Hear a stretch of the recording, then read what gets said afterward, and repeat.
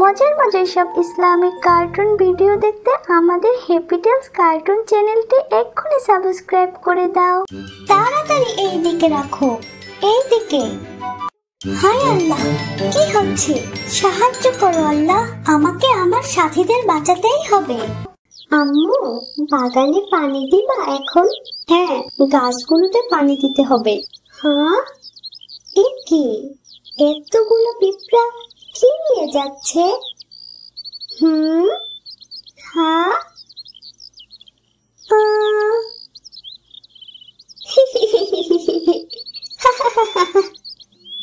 তোমরা এত ছোট পিঁপড়া, আমি তোমাদের রাস্তা আটকে দেব। অনেক মজা হচ্ছে।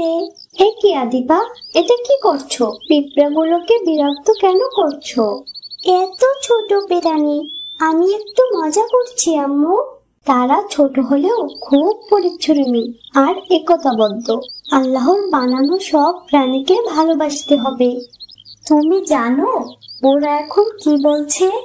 হ্যাঁ আম্মু, ওরা কি কথা বলে নাকি? তুমি কি নবী সুলাইমান আলাইহিস সালামকে নিয়ে পিঁপড়ার ঘটনাটা শুনেছো? না আম্মু, শুনিনি। তুমি কি বলবে? হ্যাঁ শোনো, এক সময় এক নবী ছিলেন, হযরত সুলাইমান আলাইহিস সালাম। তিনি পশু পাখি জিনেদের ভাষা বুঝতেন। জলদি করো, তাড়াতাড়ি করো, আমাদের সূর্য অস্তের পূর্বেই সেখানে পৌঁছাতে হবে। কিন্তু বোঝাটা খুব ভারী, আমরা আগামীকাল করতে পারি না। আজকের কাজ কখনো আগামীকালের জন্য ফেলে রেখো না। কিন্তু শস্য দানাগুলো খুব ভারী এবং এখনো আমাদেরকে অনেক দূর যেতে হবে। আমরা অলস নই, একেবারে কাজ শেষ করে তারপরে বিশ্রাম। এদিকে আসো, জলদি করো, জলদি। আর একটু হাঁটলেই আমরা আমাদের গন্তব্যে পৌঁছে যাব। পারছি না, কিন্তু এটা তো আমাদের বহন করতেই হবে।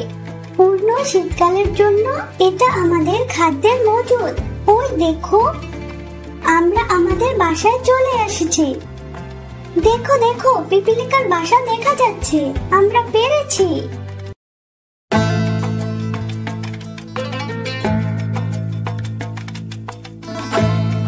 তাড়াতাড়ি এই দিকে রাখো, এই দিকে। শুকরিয়া আল্লাহর, তুমি আমাদের পরিশ্রমী বানিয়েছো। সকল প্রশংসা তোমার, যে তুমি আমাদের নবী সুলাইমান আলাইহিস সালামের সময় সৃষ্টি করেছো, যিনি আমাদের ভাষা বোঝেন এবং সকল পশু পাখি ও জিনদের ভাষা বুঝেন।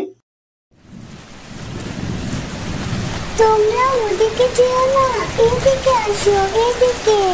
আমাকে অনুসরণ করো, আমরা আমাদের লক্ষ্য ঠিক রাখবো। তারপর গ্রীষ্মকাল আসার আগ পর্যন্ত প্রচুর বৃষ্টি হলো। এক পর্যায়ে গ্রীষ্মকাল এলো। পিপিলিকার রাজ্যে আবার প্রাণ চাঞ্চল্য ফিরে এলো। একদিন সুলাইমান আলাইহিস সালাম তার বিশাল সৈন্যবাহিনী নিয়ে সফরে বের হলেন। হায় আল্লাহ, কি হচ্ছে? সাহায্য করো আল্লাহ, আমাকে আমার সাথীদের বাঁচাতেই হবে। আমাকে আরো দ্রুত দৌড়াতে হবে। হায় আল্লাহ, তারা কাছাকাছি পৌঁছে গেছে। কিছুক্ষণের মধ্যে আমাকে পায়ে ফেসে ফেলবে।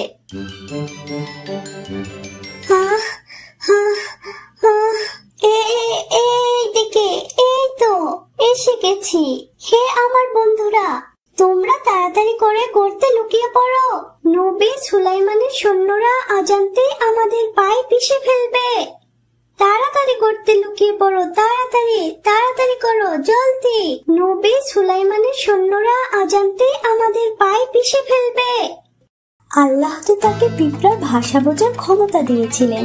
তিনি পিঁপড়ার এই সতর্কবাণী শুনে হাসলেন এবং আল্লাহর কাছে শুকর আদায় করলেন এবং তার সৈন্যদেরকে অন্য পথে যাওয়ার আদেশ দিলেন।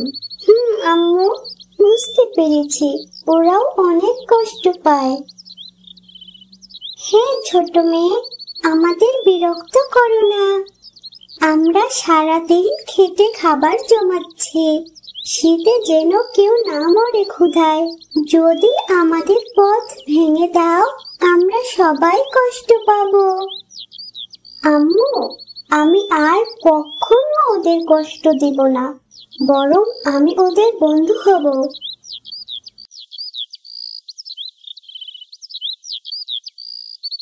আদিবা, চলো খেলা করতে যাই। সন্ধ্যা হতে এখনো অনেক সময় বাকি আছে।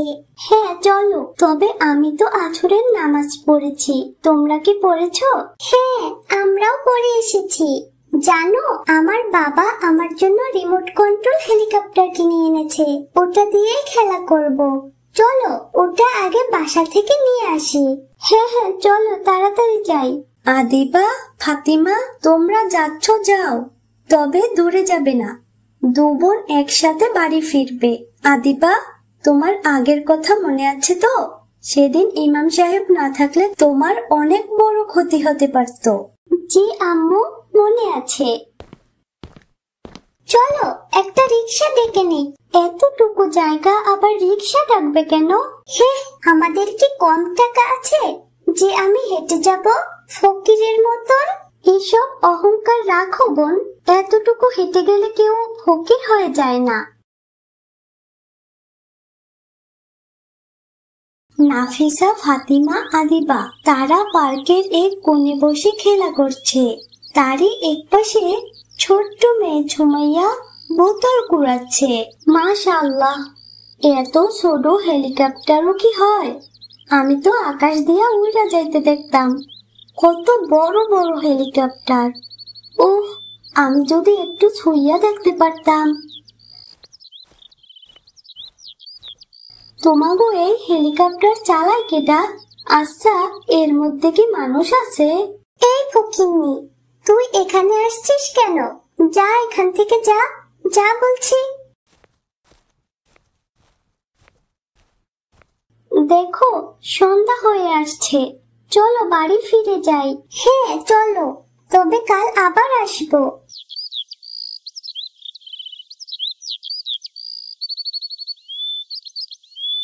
পরের দিন বাচ্চারা আবার খেলা করছিল। পাশে ছোট্ট মেয়ে সুমাইয়া বোতল কুড়াতে কুড়াতে তাদের খেলা দেখছিল।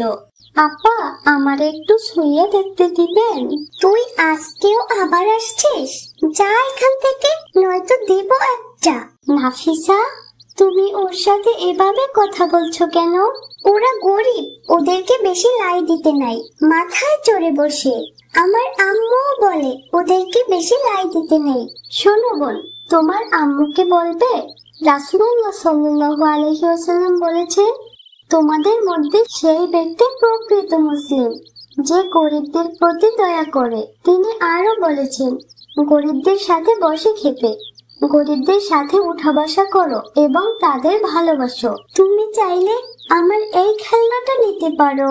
আপা, আমি খেলতে আসি নাই, আমি বোতল কুড়াই। কিন্তু আপনার মতো কেউ আমার সাথে এভাবে কথা বলে না। আপনি খুব ভালা। এরই কিছুক্ষণের মধ্যে আকাশ কালো মেঘে ছেয়ে গেল, চারদিকে অন্ধকার হয়ে আসলো। আদিবা, তাড়াতাড়ি করো, ঝড় শুরু হবে হয়তো। সবাই বাড়ি ফিরে চলো, এক্ষুনি চলো। এদিকে নাফিসাও দৌড়তে গিয়ে পড়ে গেল। পড়ে গিয়ে পায়ে খুব ব্যথা পেল। তোমরা দাঁড়াও, আমাকে ফেলে যেও না, আমি হাঁটতে পারছি না। উফ, আমার পায়ে খুব ব্যথা পেয়েছি।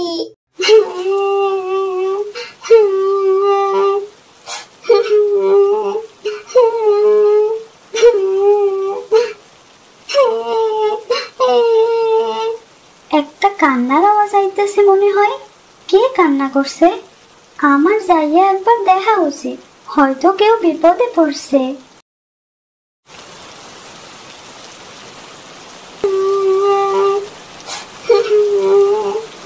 আপা, এখানে বসে আপনি কাঁদছেন কেন?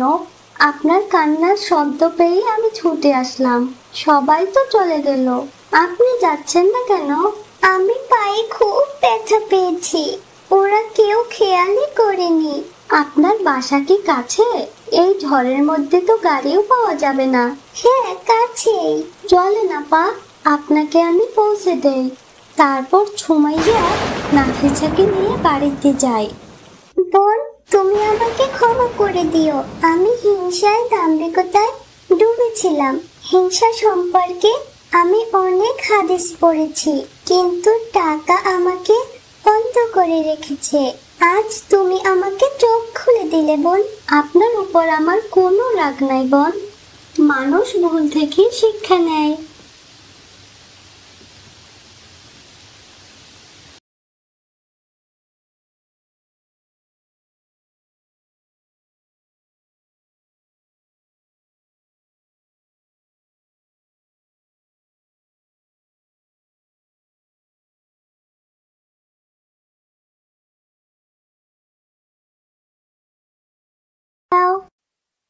এই হচ্ছে আদিবা, খুব নরম ও শান্ত স্বভাবের।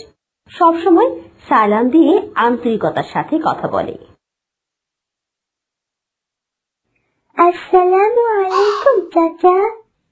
ওয়ালাইকুম আসসালাম। কোথায় যাচ্ছ মামুনি? স্কুলে যাচ্ছ? হ্যাঁ চাচা।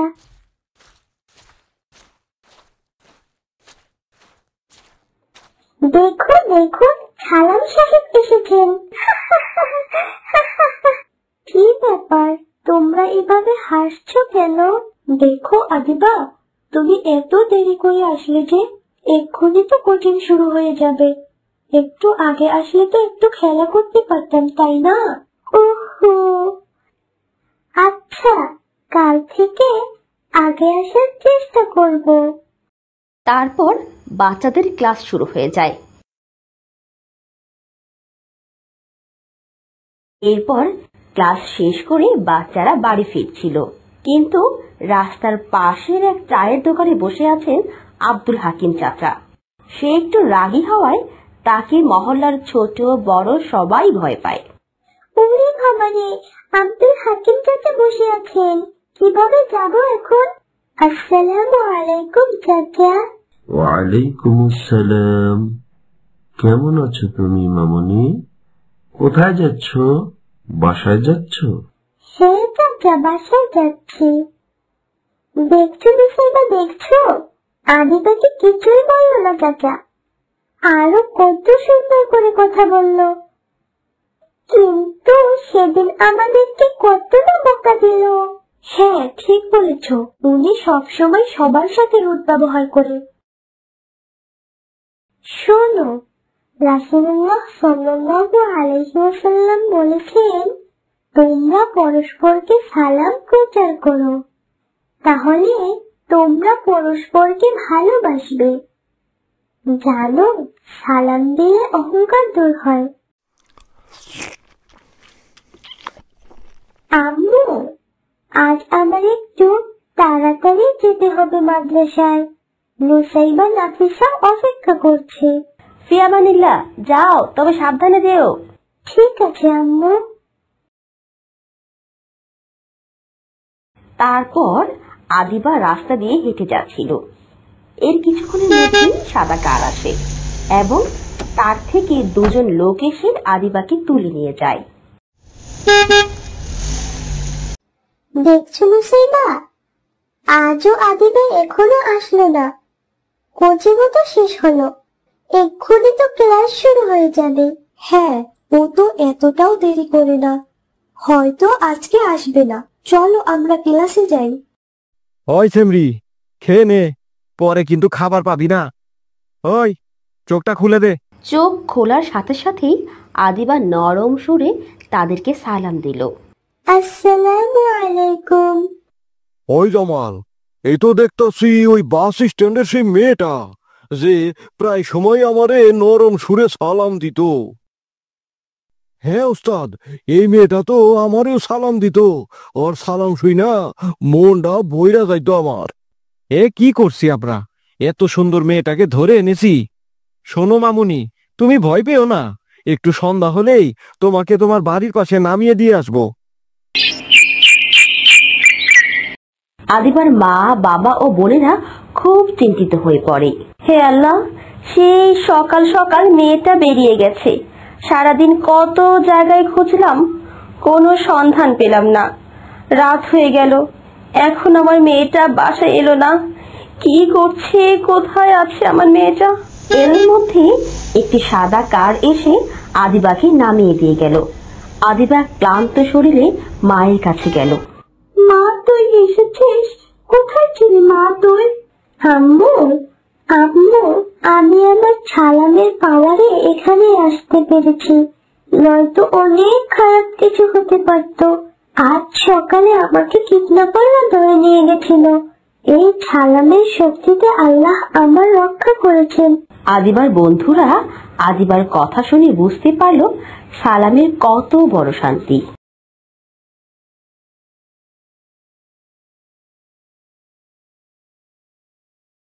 আমার নাম আদিবা। আজ আমি বলবো দোয়া ও পরিশ্রমী আমাদের। ফাতিমা আপু, আমি কি পারবো? নিজের উপর কনফিডেন্স রাখো আদিবা, ইনশাআল্লাহ তুমি পারবে।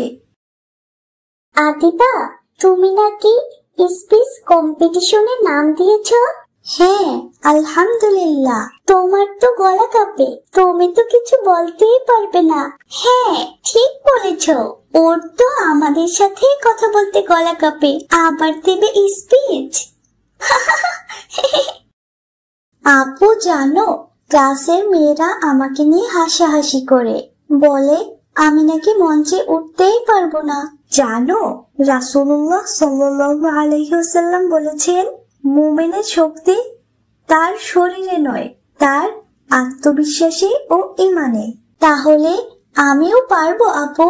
আল্লাহর উপর ভরসা রাখো। যে আল্লাহর উপর ভরসা রাখে, আল্লাহই তার জন্য যথেষ্ট।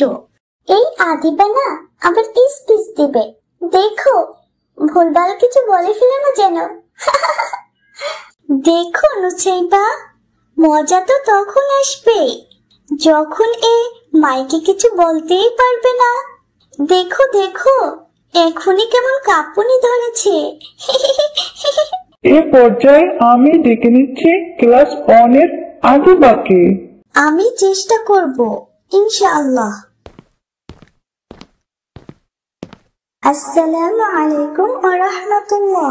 আজ আমি আপনাদের সাথে বলবো সত্যবাদিতা একজন মুসলমানের আসল পরিচয়। আমরা এমন এক সময় পার করছি যেখানে সত্যকে বলা হয় সোজা সাপটা, আর মিথ্যাকে বলা হয় চালাকের চূড়া। কিন্তু আমাদের প্রিয় নবী হযরত মুহাম্মদ সাল্লাল্লাহু আলাইহি ওয়াসাল্লাম বলেছেন, তোমরা সত্য বলো, কারণ সত্য নেকির পথে নিয়ে যায়, আর নেকি নিয়ে যায় জান্নাতের পথে। সত্য কথা বলা কখনো সহজ নয়, বিশেষ করে যখন সবাই মিথ্যার উপর দাঁড়িয়ে থাকে। কিন্তু একজন প্রকৃত মুসলমান সেই যে আল্লাহর ভয়কে সকল ভয় থেকে বড় মনে করে। আল্লাহ আমাদের সত্যর উপর প্রতিষ্ঠিত রাখুন, আমিন। ওয়াও, খুবই ভালো বলেছে, মাশাআল্লাহ, খুব সুন্দর বলেছে। আদিবা, আজ তুমি দেখিয়ে দিলে কাউকেই ছোট করা উচিত নয়। আজ আমরা ভুল করেছি, আমাদের ক্ষমা করে দাও। আলহামদুলিল্লাহ, আজকের কম্পিটিশন শেষের দিকে। আজকের কম্পিটিশনের উইনার হয়েছে ক্লাস 1 এর আদিবা। ইয়া, আলহামদুলিল্লাহ।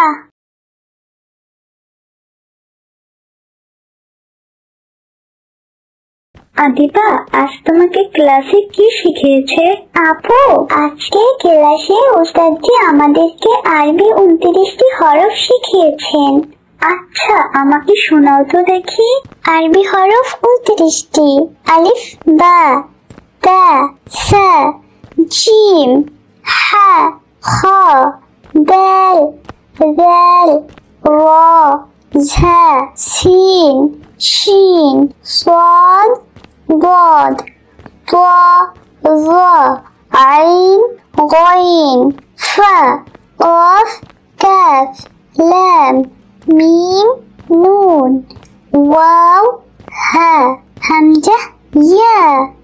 মাশাআল্লাহ, তোমার পড়া তো খুব সুন্দর। জানো আম্মু, কাল আমাদের মাদ্রাসায় একটা কম্পিটিশন আছে। সেখানে আমি আমার নাম দিয়েছি। জান্নাতি নারী কারা হবে এ বিষয়ে আমি আলোচনা করতে চাই। তুমি আমাকে এ বিষয়ে জানতে সাহায্য করবে? হ্যাঁ, কেন নয়, ইনশাআল্লাহ। এ পর্যায়ে আমি ডেকে নিচ্ছি ক্লাস 1 এর আদিবাকে। আসসালামু আলাইকুম ওয়া রাহমাতুল্লাহ। বিসমিল্লাহির রহমানির রহিম। আমার আলোচনার বিষয় হচ্ছে কারা হবে জান্নাতি নারী। জান্নাতি নারীর বৈশিষ্ট্য 4টি। 1 নম্বর হচ্ছে 5 ওয়াক্ত সালাত আদায় করা। 2 নম্বর হচ্ছে রমজান মাসের সব রোজা রাখা। 3 নম্বর হচ্ছে লজ্জাস্থান হেফাজত করা। 4 নম্বর হচ্ছে স্বামীর অনুগত্য করা। মহানবী হযরত মুহাম্মদ সাল্লাল্লাহু আলাইহি ওয়াসাল্লাম বলেছেন, যে নারী এই 4টি আমল করবে আল্লাহ তাআলা তাকে জান্নাতের 8টি দরজা খুলে দিবেন। সুবহানাল্লাহ। আলহামদুলিল্লাহ, আজকের কম্পিটিশন শেষের দিকে। আজকের কম্পিটিশনের উইনার হয়েছে ক্লাস 1 এর আদিবা। ইয়া আলহামদুলিল্লাহ। আসসালামু আলাইকুম, আমি আয়েশা। আর আমি আদিবা। আর আমি হচ্ছি ফাতিমা। প্রিয় ছোট্ট বন্ধুরা, তোমরা যদি ইসলাম শিখতে চাও আমাদের সাথেই থাকো। আর হ্যাঁ, মজার মজার সব ইসলামিক কার্টুন ভিডিও দেখতে আমাদের হ্যাপি টেলস কার্টুন চ্যানেলটি এক্ষুনি সাবস্ক্রাইব করে দাও। মা কোথায় মারিয়া? মাকে দেখছি না যে। মা মনে হয় একটু পাশের বাসায় গেছে। একটু পরে মনে হয় ফিরে আসবে। ও আচ্ছা। এটা কি রান্না করেছো? তুমি তো জানো মাছটা একটু ভেজে রান্না করলে তা আমি খেতে পছন্দ করি। তারপরও যে কেন এভাবে রান্না করো? আসলে রান্নাটা তো মা করেন। মা রান্না করেন মানে সব সময় কি মাই রান্না করবেন মারিয়া? তুমি তো জানো মায়ের বয়স হয়েছে, মাকে তো একটু রেস্ট দিতে হবে নাকি? তাছাড়া তোমার হাতে রান্নাও অনেক মজা হয়। ওই যে তোমাদের বাড়িতে যখন বেড়াতে গিয়েছিলাম তখন তো খুব মজার মজার খাবার রান্না করে আমাকে খাইয়েছো। ওভাবে একটু রান্না করো। আমি কিন্তু তখন থেকেই তোমার রান্নার ফ্যান হয়ে গেছি। জি, আচ্ছা ঠিক আছে। এই মেয়েটা যেন আমার কাছ থেকে আমার ছেলেকে ছিনিয়ে নিচ্ছে। পরের দিন মারিয়া রান্নাঘরের সব কাজ সেরে তার হাজবেন্ড সাইফের জন্য পছন্দের খাবার রান্না করছিল। রান্না প্রায় শেষ, তখনই তার শাশুড়ি আসলো। এ কি বৌমা, তুমি কি করছো? মা, আমি আপনার ছেলের জন্য রুই মাছ ভুনা করেছি। কই দেখি দেখি, কি রান্না করছো এটা তুমি? মশলা দিয়ে তো পুরো ভরে রেখেছো। শোনো বৌমা, আমার ছেলেকে আমি অনেক কষ্ট করে মানুষ করেছি। এইসব খাবার খেলে তো ও অসুস্থ হয়ে পড়বে। তুমি যাও, আমি ওর জন্য রান্না করছি। আমার ছেলে আমার হাতে রান্না ছাড়া খেতে পারে না। নে বাবা, তোর জন্য লাল শাক আর ইলিশ মাছ খুব সুন্দর করে রান্না করেছি, তোর ভালো লাগবে। নিয়েছি মা। মা, মারিয়া কি রান্না বান্না করে না? তুমি এত কষ্ট করতে যাও কেন? হ্যাঁ, আর রান্না, এরকম তরকারি কেউ রান্না করে? এ কেমন রান্না? তুমি একটু রান্নাঘরে গিয়ে দেখে দেখো, লবণের তো কোনো হদিশই নাই। মা, বলেছিলাম আজ রান্নাটা মারিয়া করবে। ও চেষ্টা করছে মা। আসলে মা, আপনার মতো করে শিখতে চাই বলেই তো আমি রান্নাটা করেছি। হয়েছে, আর বাপের বাড়ি থেকে তো কোনো কিছুই শিখে আসতে পারলো না।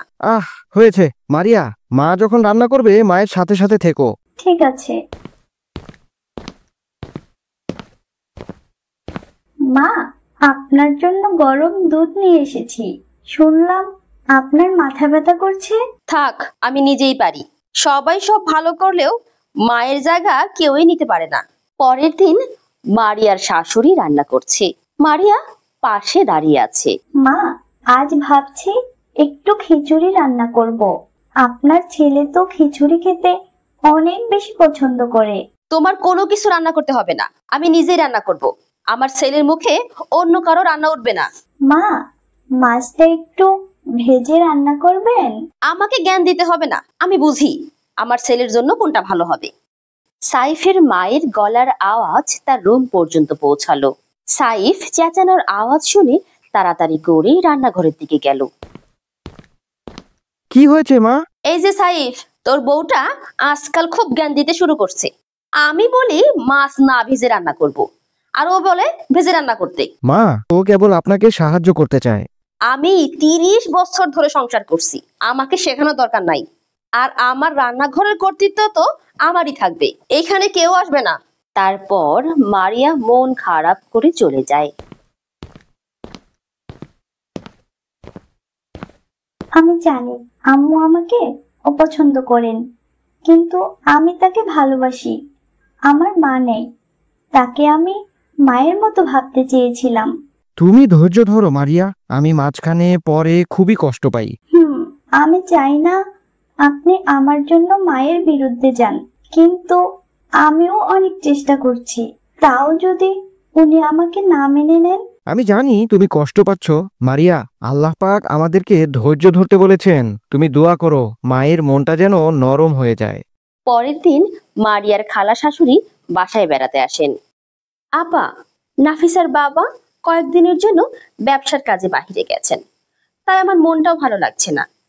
ভাবলাম তোমাদের এখানে এসে তোমাকে ও বৌমাকে দেখে যাই। তোমার বৌমা কিন্তু অনেক ভালো। ভালো না সাই, কয়েকদিন থাক, তারপর দেখতে পারবি ওই মেয়ে আমার থেকে আমার ছেলেকে পর করে দিতে চায়। কি বলছো আপা তুমি এটা? আপা কখনো ভাবুনি তোমার এই রাগের কারণে হয়তো ঘরের বারাকা উঠে যাচ্ছে। কি বলছিস সেটা? বারাকা উঠে যাচ্ছে? হ্যাঁ আপা, রাসূলুল্লাহ সাল্লাল্লাহু আলাইহি ওয়াসাল্লাম বলেছেন, যে ব্যক্তি কারো উপর জুলুম করেন আল্লাহ তার বিচার করবেন। এবং মনে রাখবে আপা, একই নারী অন্য নারীর উপর হিংসা করলে তা কিয়ামতের দিন তার আমল ধ্বংস করে দিতে পারে। কোরআন ও হাদিসে জুলুমকারীর ভয়াবহতা নিয়ে সতর্ক করে দেওয়া হয়েছে। শোনো আপা, মা হিসেবে সন্তানের ভালো চাইতেই হবে, কিন্তু যদি সেই ভালোবাসা হিংসা ও দাম্পত্য জীবনে হস্তক্ষেপে পরিণত হয় তবে সেটা গুনাহ। কোরআনে বলে, তোমরা ন্যায়ের পথে থাকো, আল্লাহ ন্যায়পরায়ণদের ভালোবাসেন। আমি কি করছি? আমি কি আমার ছেলের সুখ কেড়ে নিচ্ছি শুধু আমার এই অহংকারের জন্য যে আমি তার মা? হ্যাঁ আপা, তুমি যদি এইভাবে করতে থাকো তখন ছেলে ও ছেলের বউ দুজনই তোমার থেকে পর হয়ে যাবে। মারিয়াই বা কতদিন এভাবে ধৈর্য ধারণ করে থাকবে? তারপর সে তার ভুল বুঝতে পারে। এরপর মারিয়ার শাশুড়ি মারিয়ার রুমে যায়, কিন্তু সেখানে মারিয়াকে পাওয়া যায় না। তারপরে খুঁজতে খুঁজতে রান্নাঘরের দিকে যায়। রান্নাঘরে গিয়ে দেখে মারিয়া রান্নাঘরের এক কোণে দাঁড়িয়ে কান্না করছে। তিনি মারিয়ার কাছে যান। মারিয়া মা, আজ তুমি খিচুড়ি রাঁধবে। সাইফ না তোমার হাতের খিচুড়ির অনেক প্রশংসা করে। মা, আমি রান্না করব? না মানে আপনি তো কখনো। হ্যাঁ মা, আমি ভুল করেছি। আমি শুধু একজন মা হয়েই থাকতে চেয়েছিলাম, কিন্তু আমি ভুলে গিয়েছিলাম তুমিও আমার ছেলের অর্ধাঙ্গিনী। যদি আমরা একজন আরেকজনকে বুঝে চলি তবে আমাদের ঘরে আরো শান্তি ভরে উঠবে। তুমি আমাকে মাফ করে দাও মা। মা, আপনি আমার কাছে ক্ষমা চাচ্ছেন কেন? আমি তো কখনোই আপনাকে দোষারোপ করিনি, আপনি তো আমার মা। তাদের এই মুহূর্তের সময় সাইফ চলে আসে। সে দেখে খুব খুশি হয়। আলহামদুলিল্লাহ, আমার ঘরটা আবার আলোর মুখ দেখলো।